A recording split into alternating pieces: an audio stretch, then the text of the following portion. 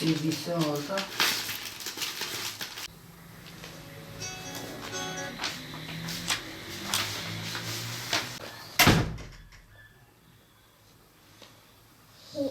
Ali Bilal Ne istiyorsun? Hangi oyuncağı istiyorsun? Kaç tane?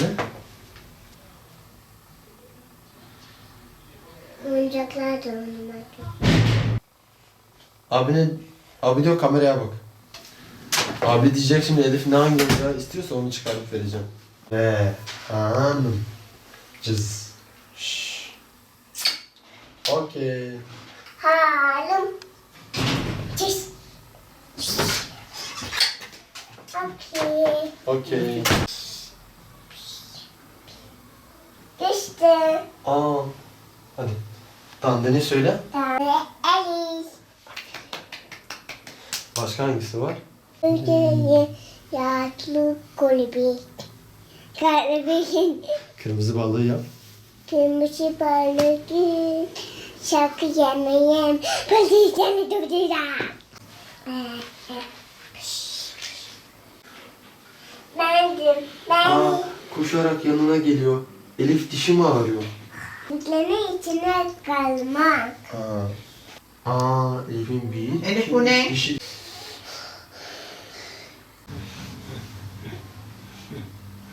Çocuğum doğuştan kalp rahatsızlığı vardı, kalp deliği vardı. Tıbbi isimle üfürüm diyorlardı. Üfürüm kapanabilir dediler bize. Gaziantep Üniversitesi'nde tedavi amaçlı gittik. Üfürümün kapanmayacağını anlaşıldı doktor.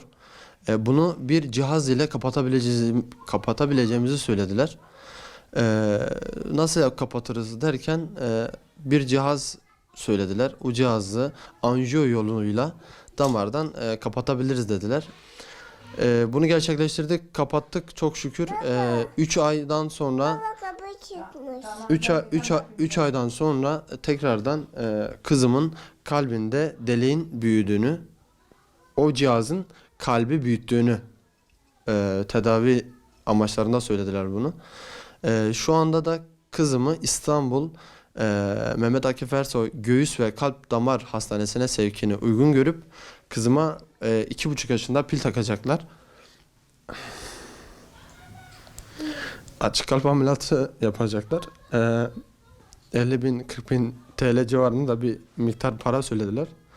Kızımın şeyde değilim ama tek korktuğum şey 2,5 yaşındaki bir kıza pil takıp açık kalp ameliyatı yapmak. Sosyal hakkını, sosyal çevresini, belli etkinliklerini kısıtlama gibi yapacak. Kızım da bu yaşta bu ağır bir yükün altına girecek. Hani bir baba olarak çok zor durumda. Çok zor durumdayım. Hani açık kalp ameliyatı demek çok tehlikeli bir ameliyat. Yaş gruplarına göre tehlikeli bir ameliyat. Ama kızımın 2,5 yaşındayken böyle bir yükün altına girmesi, ömür boyu pilli dolaşması, 5 yılda bir yaranın tekrardan açılıp tekrardan pil değişmesi çok zorumuza gidiyor. Tabii takdiri ilahi ama hani 2,5 yaşındaki kızımın açık kalp ameliyatı bizi endişelendiriyor. 50 bin TL para istiyorlar. İstanbul'a gitmek, gelmek. Tek isteğim kızımın sağlığı, kızımın rahat bir hayat geçirmesi. Başka hiçbir şey istemiyorum. Doktor her gün değil de 3 günde bir, 2 günde bir, belli günlerde doktorun verdiği belirli günlerde gidip geliyoruz. Ulaşımımız yok, aracım yok, bir fabrika işçisiyim, evim yok. Babamla beraber kalıyorum. Kızımın hani dolmuşlarla git gelmesi, şu anda 2 yaşında, İstanbul'a sevk edilmesi, buradan İstanbul'a gitmem, gelmem. Ben 2 yıldır bu yolda, hastane yolunda gidip geliyorum. Benim kızımın en ufak bir sıkıntı geçirdiğinde ben mecburen buradan üniversiteye gitmek zorunda kalıyorum. Aracım yok, fabrika işçisiyim. Belli bir asgari ücretle çalışıyorum. Maddi durumum kısıtlı. Kızımı İstanbul'a nasıl götüreceğim? Kızımın arkasında nasıl duracağım? Çok endişeliyim.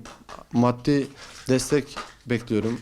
Kızımın sağlığı için elimden hani ne gelirse yapıyorum ama hani bir yerde maddi destek şart oluyor.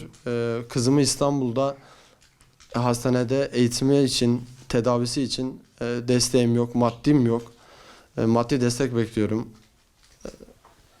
Yani kızımın sağlığı için daha 2,5 yaşında rahat bir hayat için maddi destek bekliyorum sizlerden.